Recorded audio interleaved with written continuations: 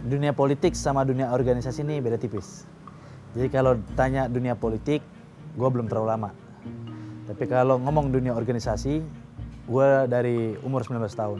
8 tahun lalu gue baru mulai masuk organisasi. Mulai dari HIPMI, gue berkembang di Kadin. Dari Kadin gue juga berkembang, ada Satma PP, gue juga ada juga AMPI, ada juga masuk ke dalam KNPI, gue wakil bendahara KNPI nasional. Kalau di Kadin nasional gue deputi termuda di Kadin nasional. Terus baru gue di situ masuk ke dalam Soksi. Soksi itu sebuah badan pendiri Golkar. Jadi Golkar itu didirikan oleh 3 unsur. Unsur pertama itu ada Soksi, ada Kosgoro, sama MKGR. Jadi kebetulan gue di Soksi. Mulai dari Soksi gue bermasuk ke dalam Golkar. Jadi pengurus pusat partai Golkar itu sekitar hampir 5 tahun lalu. Hampir 5 tahun lalu gue udah masuk di dunia politik. Jadi 3 tahun awal gue di dalam dunia organisasi, setelah itu masuk dalam dunia politik. Gue pengen merubah tatanan pemerintah, kebijakan pemerintah yang tidak berpihak terhadap anak muda. Bukan hanya anak muda aja, pengusaha pemula. Karena republik ini bisa berdiri bukan karena adanya pemerintahan, bukan karena adanya politik, tapi adanya ekonomi, usaha.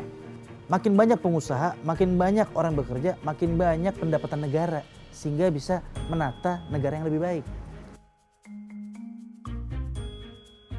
Insya Allah yang gue mau perjuangin otomatis kebijakan yang berpihak terhadap anak muda atau memang konsen terhadap pengusaha pemula. Gue konsen terhadap yang namanya UKM, pengusaha pemula. Karena kebanyakan sekarang kebijakan pemerintah yang tidak berpihak. Mulai dari kita berbicara masalah bunga bank. Bunga BI rate tidak berpihak terhadap anak-anak muda atau pengusaha pemula. Karena kenapa? Di negara kita bunga banknya 13%, 14%. Orang mau mulai usaha aja udah dikenain 13%, 14% yang nggak bakal bisa usaha. Di Singapura kebijakan itu bank mempunyai bunga itu cuma 1,5%. Pinjaman bunga 1,5%, bedanya jauh sekali. Kita 14% di luar negeri 1,5%, Australia 3%. Itu masih kecil, masih dikit sekarang. Itu bisa berpihak terhadap pengusaha pemula. Itu benar, gitu. Nah, kebijakan di Indonesia salah. Nah, ini yang saya pengen coba merubah supaya berpihak terhadap anak muda. Yang kedua, kita ngomong perizinan. Anak muda mau bikin perizinan buka usaha, mau CV, mau PT. Mau bikin usaha aja izinnya susah sekali. Ini diputar sana, diputar sini, bahkan sampai 3 bulan baru bisa jadi sebuah legalitas usaha. Nah, kebijakan itu kan tidak baik. Karena apa? Akhirnya apa? Semangat anak muda yang tadinya mau berusaha, mau menjadi seorang pengusaha untuk mengurangi pengangguran di republik ini, akhirnya tidak. Karena apa? Karena yang udah terlalu lama, semangatnya kendor. Nah, kebijakan ini kan tidak mendukung. Kalau di luar negeri, kita mau buka usaha, sekarang daftar, besok keluar usaha kita. Kita udah punya legalitas dan bisa mulai start untuk menjadi pengusaha. Yang pertama ya adalah Soeharto. Kenapa gue kagumin Soeharto? Karena Soeharto seorang laki-laki yang punya pendirian. Yang dimana memang negara ini harus mempunyai tokoh yang punya pendirian.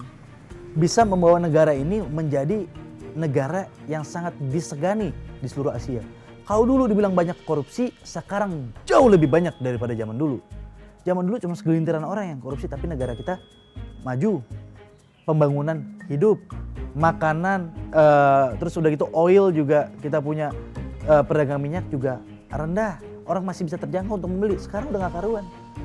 Walaupun dikenal dengan diktator, tapi memang diktatornya untuk kebenaran. Begitu juga, saya juga senang sama Soekarno. Soekarno juga bagus. Soekarno pandai sekali membuat kita bilang ya Pancasila juga itu kan di zamannya Soekarno. Pancasila itu sangat benar sekali dibuat oleh Soekarno. Soeharto dan Soekarno menurut saya tokoh yang paling bagus sekali dicontoh untuk menjadi pemimpin negara kita dan ulang paling pas menurut saya.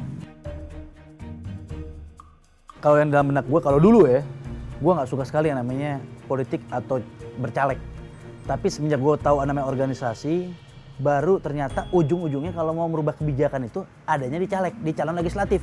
Kalau kita mau merubah semua ini menjadi lebih baik, kita harus masuk ke dalam tatanan pemerintahan. Makanya kalau orang tanya apa yang dengar dari caleg, menurut gue itu suatu perubahan kalau memang diri kita bisa membawa perubahan itu yang benar. Gue pasti membela 100%, bahkan 1000% untuk partai gue. Karena partai yang sudah gue pilih, udah berarti itu visi misinya sama apa yang memang ada di diri gue. Berarti kalau gue tidak mau mengkhianati diri gue sendiri, gue tidak boleh mengkhianati partai gue sendiri. Gue studi banding ke luar negeri, tapi beneran studi banding, bukan di jalan-jalan. Studi banding untuk melihat yang terbaik dalam negara itu yang supaya bisa kita implementasikan di negara kita. Jadi studi banding itu akan lebih baik dibandingin kita tidur. Seenggaknya kita mau usaha untuk negara kita. Nggak dua-duanya nggak ada yang baik.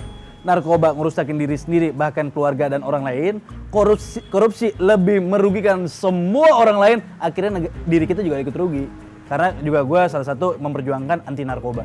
Gue sendiri alhamdulillah nggak ngerokok, juga nggak minum alkohol, juga alhamdulillah lah. Gue memang memperjuangkan karena itu bisa merusak generasi pemuda. Itu pembodohan asing terhadap negara kita.